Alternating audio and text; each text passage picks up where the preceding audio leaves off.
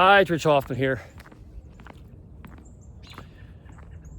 So it's kind of a treat to ourselves this year. My wife and I, the day after Christmas 2025, gave ourselves a day at the Creation Museum in Northern Kentucky. And we've been to them before, and the Ark Encounter, which is the other site, the Ken Ham and all those guys have built and have done a great job dedicating essentially a couple museum sites to the book of Genesis, especially the first opening chapters.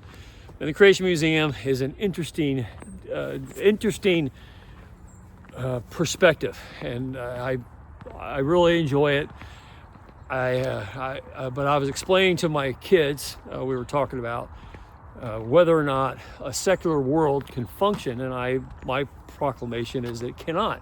And I've been open to discussion on it. I've been open to the whole idea of separation of church and state, and I don't think a lot of people realize what that means, separation of church and state, and how America was created because of the oppression of religion in other countries, and how people fled here to worship freely, and they didn't want the state to have control over religion.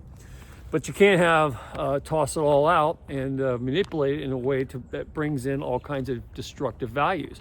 So if you have religions that aren't conducive to a productive society, obviously it's going to cause a problem. So when you have kind of a no value system, which is what secular approaches tend to do, you took the 10 Commandments out of the classroom, for instance, or take them out of the courtroom.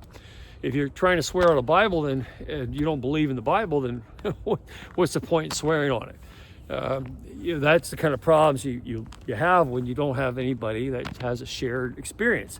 And religion, as a function in social context, right, wrong, or indifferent, gives a foundation for people to believe in something.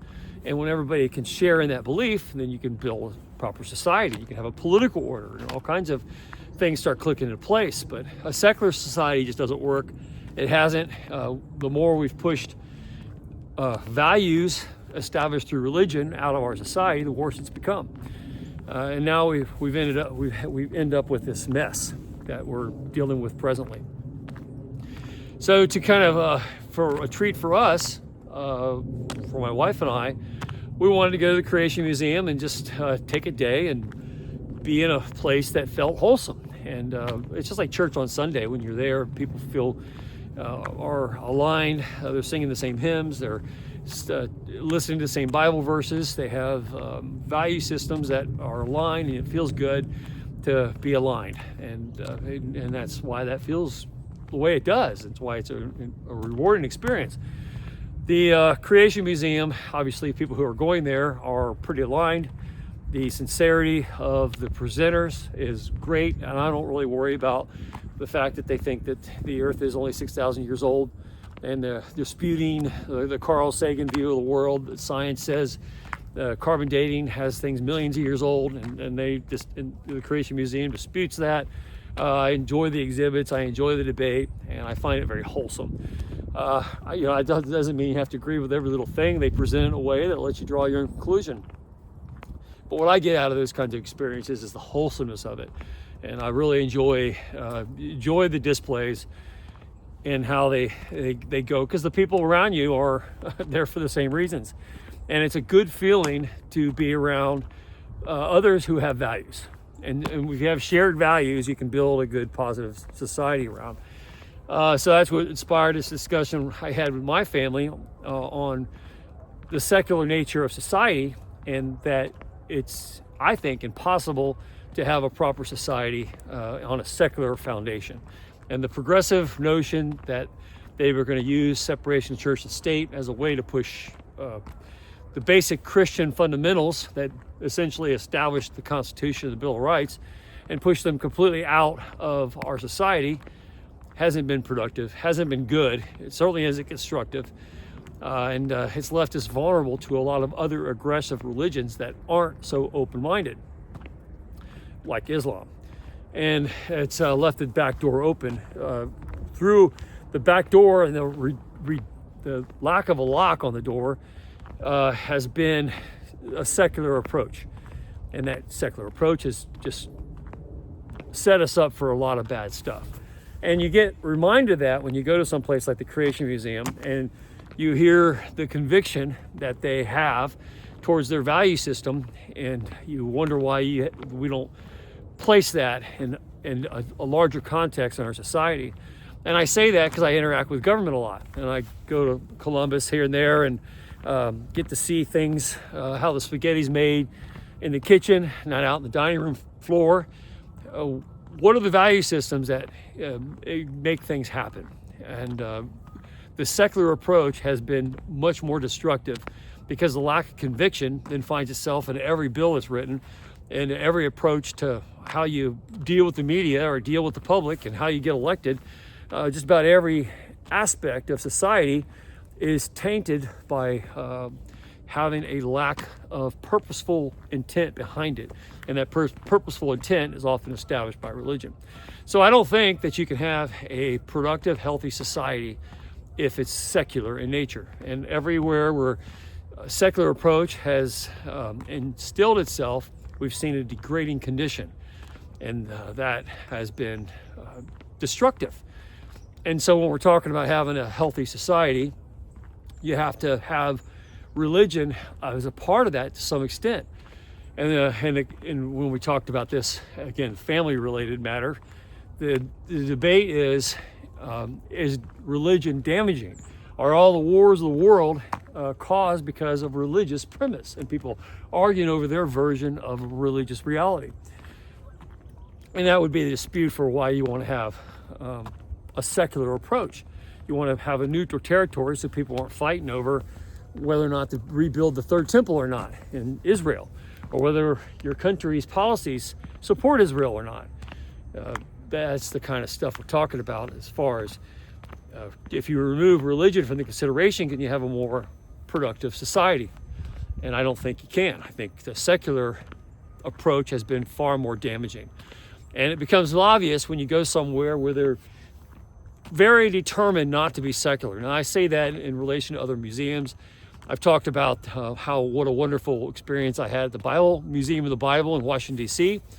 I've really found that when a place like that is dedicated to a good, wholesome idea, you can debate the facts, you can debate whether or not the scriptures were properly interpreted by humans, and if it didn't change much over the period of time, or one version of the Bible has things worded differently and take on totally different meanings than another version of the Bible. Those are all good discussions to have, but to question whether or not the values in those Bibles is good and has merit, I think holds a lot of value when you need to establish them in a society. And in the case of the Museum of the Bible, and you go to the Smithsonian's and all the secular places that are trying to avoid those stigmas, they're much less effective. People genuinely love their experience when they go to the Museum of the Bible, as opposed to going over to the Smithsonian. And everything is kind of watered down to have a secular approach to science.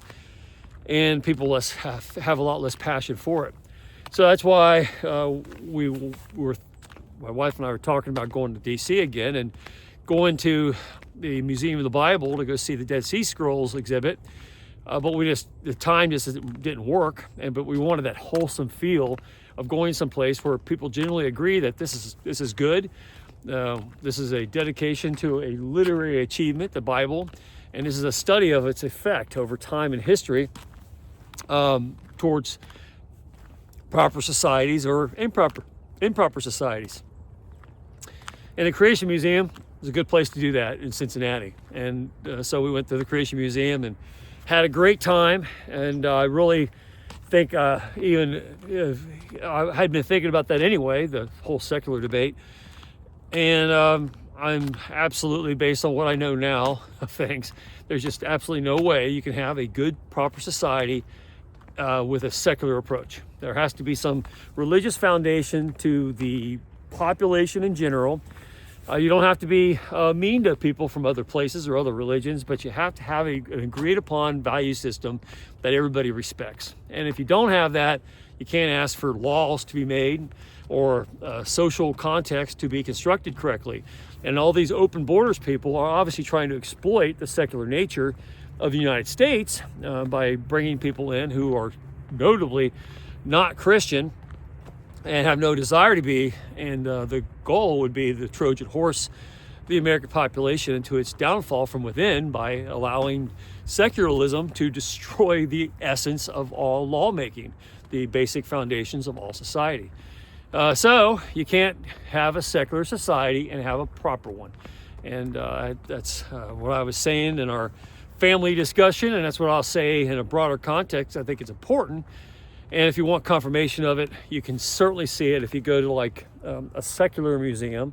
A museum is dedicated to a general understanding of science, and it definitely isn't trying to point out a moral position one way or the other, and then go to some place like the Creation Museum or the Ark Encounter or any of these others, the Museum of the Bible in Washington, D.C.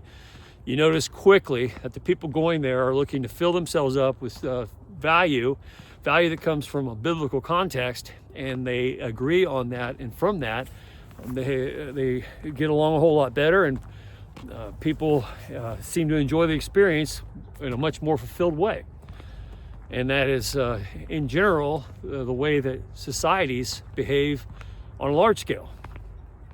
And to have a proper society, you have to have religions that work for people, communicate a basic agreed upon foundation, and everybody functions from that foundation.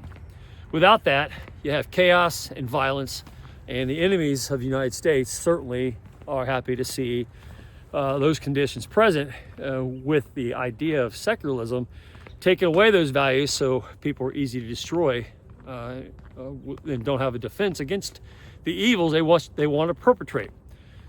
So just a couple things to think about. Anyway, it's Rich Hoffman here. Share, subscribe, make tomorrow a better day. If you ever read my book, The Gunfighter's Guide to Business, I think you'll love it. Anyway, have a good day. See you later.